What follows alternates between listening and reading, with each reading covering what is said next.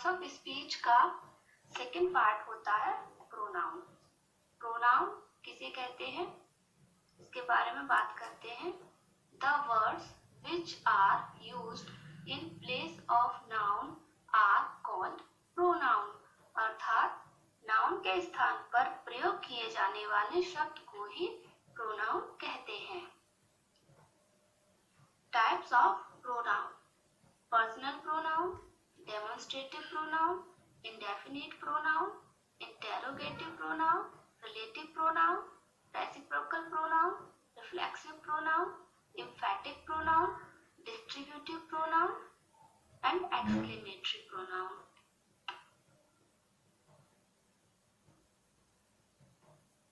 Personal pronoun. Personal pronoun का use किस प्रकार होता है इसके बारे में अब हम सीखेंगे। सबसे पहले तो हम बात करेंगे कि पर्सन किसे कहते हैं। पर्सन अर्थात के व्यक्ति, तीन पर्सन होते हैं according to English, first person, second person और थर्ड पर्सन, यानी कि I, we, you, he, she, it, they, मैं, तुम और वे। ठीक है। नंबर सिंगुलर और प्लूरल। दो प्रकार से होते हैं हमारे प्रोनाउंस, एक वचन और बहुवचन। जब हम फर्स्ट पर्सन की बात करेंगे तब आई हमारा सिंगुलर होता है और वी बहुवचन यानी कि प्लूरल।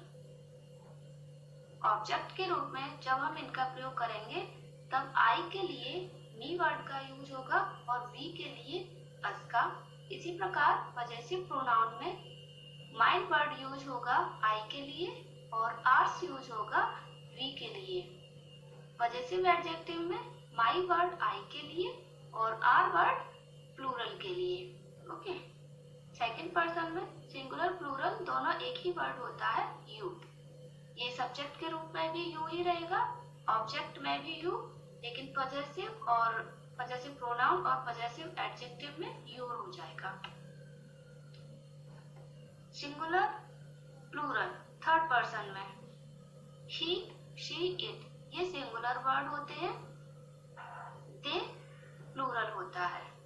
इसका ऑब्जेक्ट करते समय सिंगुलर में हिम ही के स्थान पर, हर सी के लिए, इट के लिए यूज होगा और पजेसिव प्रोनाउन में हिज, हर्स और its singular and theirs plural के लिए। इसी प्रकार पजेसिव एडजेक्टिव में हिज, हर, इट्स, देयर्स ये प्लूरल में यूज किए जाएंगे। His, her, its, theirs possessive adjective.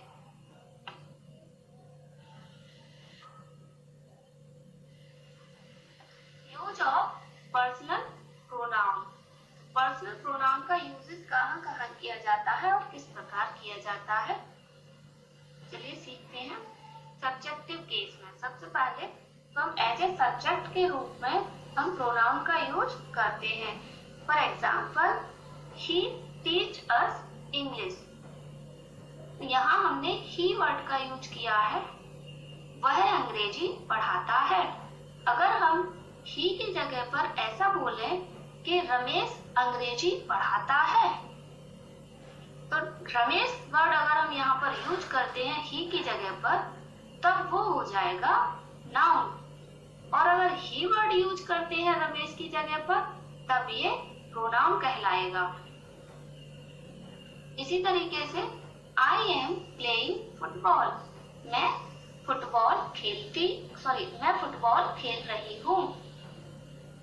ऐसे भी तो बोल सकते हैं कि हरी फुटबॉल खेल रहा है, ठीक है, लेकिन हमने यहाँ किसी का नाम नहीं लिखा है, केवल आई से प्रदर्शित कर रहे हैं। शी प्रिपेयर्स टी, वह चाय बनाती है। ठीक है, हम ऐसे भी बोल सकते थे शीला चाय बनाती है, Sheela prepares tea, but we use she word. इसका मतलब ये है कि ये हमारा पर्सनल प्रोनाउन है। दे लव मी, वे मुझे प्यार करते हैं। हम बड़ों के लिए सम्माननीय शब्दों का प्रयोग करते हैं। अंग्रेजी में ज्यादा सम्माननीय शब्द नहीं है बड़ों के लिए, उनमें केवल यू और दे का ही प्रयोग करते हैं। We shall fight together against COVID-19, यानी कि प्लूरल वर्ड दिया हुआ है यहाँ पर एज ए सब्जेक्ट के रूप में। हम कोविड-19 के अगेंस्ट मिलकर लड़ाई लड़ेंगे। तो हम वर्ड जो है ये प्रोनाउन हो गया, पर्सनल प्रोनाउन हो गया, क्योंकि हम मुझसे जुड़ा हुआ है। पर्सनल का अर्थ होता है यानी कि कोई व्यक्ति जिसका संबंध उससे बहुत ही घनिष्ठ हो, उसे ही पर्सनल प्रोनाउन कहते हैं। किसी पर्टिकुलर विशेष व्यक्ति के बारे में बात की जाती है तब हम पर्सनल प्रोनाउन का यूज करते हैं।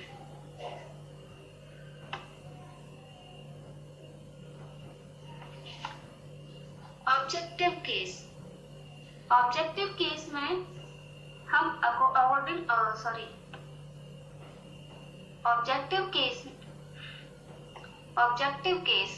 ऑब्जेक्टिव केस में हम अकॉर्डिंग टू नाउन वर्ड का यूज करते हैं। जैसे कि सीता स्कॉल्डेड हिम, सीता उस पर चिल्लाई या सीता ने उसे डांटा, तो उसे के लिए हमने हिम वर्ड का यूज किया है। क्योंकि हम उसका नाम नहीं जानते, हो सकता है इसलिए हमने हिम वर्ड का यूज किया है।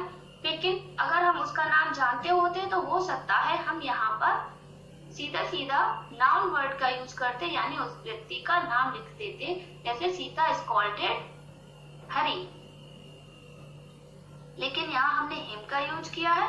इसका मतलब ये है कि ये एक ऑब्जेक्टिव केस में यूज किया गया थर्ड पर्सन का प्रोनाउन है।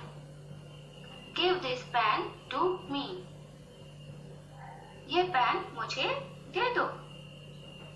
तो अपने लिए मी का प्रयोग हम मुझे के लिए मी वर्ड का यूज करेंगे। Mother कुक्स food for her daughter, माँ अपनी बेटी के लिए भोजन पकाती है। तो अपनी बेटी के लिए मतलब her daughter. I want some money from them, them यानी कि उनसे, मुझे उनसे कुछ धन चाहिए या चाहता हूँ। He took books from him, he took books from him, उसने उससे किताबें ली। गेट क्लोज्ड फॉर हिम, उसके लिए दरवाजा बंद हो गया। I told you to go there, मैंने तुमसे कहा वहां जाओ। तो आप एक चीज और देख रहे होंगे कि जितने भी ऑब्जेक्टिव केस में वर्ड्स हम यूज कर रहे हैं प्रोनाउंस के, वो सभी सेंटेंस के लास्ट में आ रहे हैं। तो ये हमेशा ही सेंटेंस के लास्ट में ही आएंगे ऑब्जेक्टिव केस में।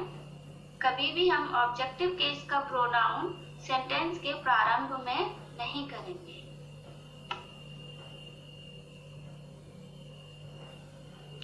possessive pronoun या possessive case, these pronouns are used in the end of sentence।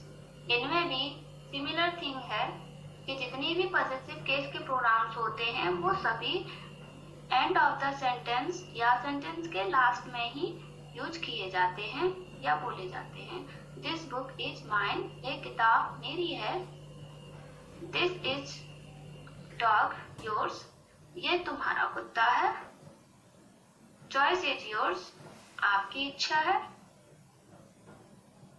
These clothes are mine, ये मेरे कपड़े हैं।